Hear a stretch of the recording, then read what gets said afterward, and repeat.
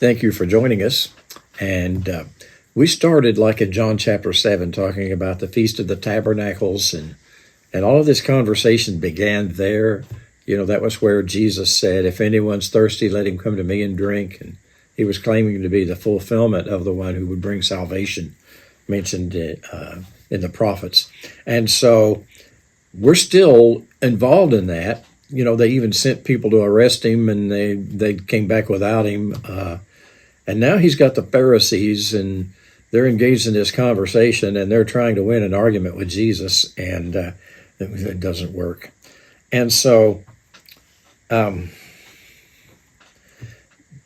not convinced that he's really the Messiah, the Christ, because they don't want to be.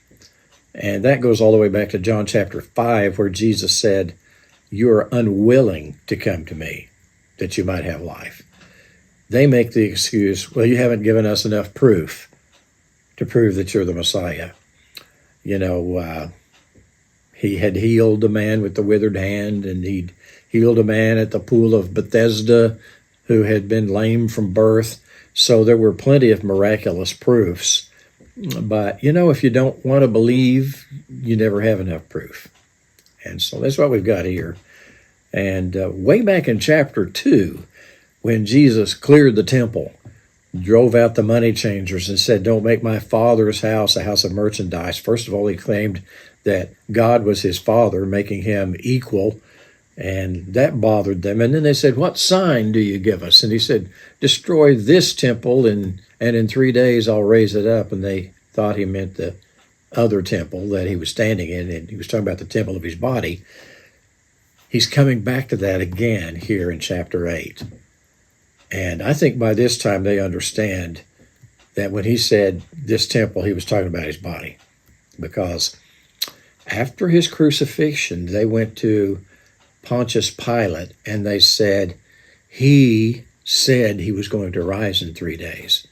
So somewhere along the line, they came to understand that he was talking about the temple of his body. Okay, here we go. John chapter 8, verse 28. Jesus said, when you lift up the Son of Man, then you will know that I am he, and I do nothing on my own initiative, but I speak these things as the Father taught me. Once again, he said, I don't do anything on my own. I do what the Father shows, and I don't say anything on my own. I say what the Father says. He who sent me is with me. He has not left me alone. I always do the things that are pleasing to him. As he spoke these things, many came to believe in him. Now, he's speaking to the Pharisees, but he's in a crowd. Okay? And so later on, he's going to address some of the people that are in the crowd, and then the Pharisees are going to stir up another argument with him. And that's what makes a little more sense, but that's tomorrow. But people are listening to him, and people are becoming Christians, and here's the Jewish leadership, and they're not. Now, he said, when you lift up the Son of Man, you'll know that I am he. That term is misused, lift up. You don't lift up Jesus. Jesus is high and exalted at the right hand of glory on high. Every time he spoke about being lifted up, he was talking about the cross. In John 12, 32 and 33, and by the way, this is on that statue, the Christ of the Ozarks in Eureka Springs, Arkansas. This is the verse. I, if I am lifted up from the earth, will draw all men to myself. Now, the next verse isn't on the statue, but here's the next verse. He was saying this to indicate what kind of death in which he was to die. So lifted up is being crucified. And so anytime Jesus talks about being lifted up, he's not talking about, oh, let's lift up Jesus. He doesn't need us to do that. Now, if you want to say lift up his name and praise his name, go right ahead.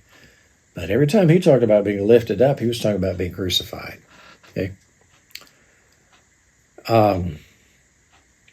And then once more, this wasn't in John, I think it was in Matthew, the scribes and Pharisees came to him very late in his ministry, and they said, we want to see a sign from you. After all of those things that he'd done, they needed more stuff to make them believe. And he said, no, only a wicked and adulterous generation looks after a sign. In other words, people that don't want to believe are always saying they need another sign. And he said, no sign will be given this generation except the sign of the prophet Jonah. For as Jonah was 3 days and 3 nights in the belly of the fish, so must the Son of Man be 3 days and 3 nights in the depths of the earth. So, once again, you're going to know that I'm He when you lift me up. Because guess what? After you bury me, I'm out of there. That was the sign of all signs. Remember chapter 2.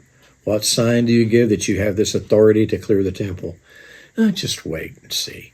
One of these days, you yourselves are going to lift me up. And then in 3 days, I'm up. I'm out of here. All done. Have a great day.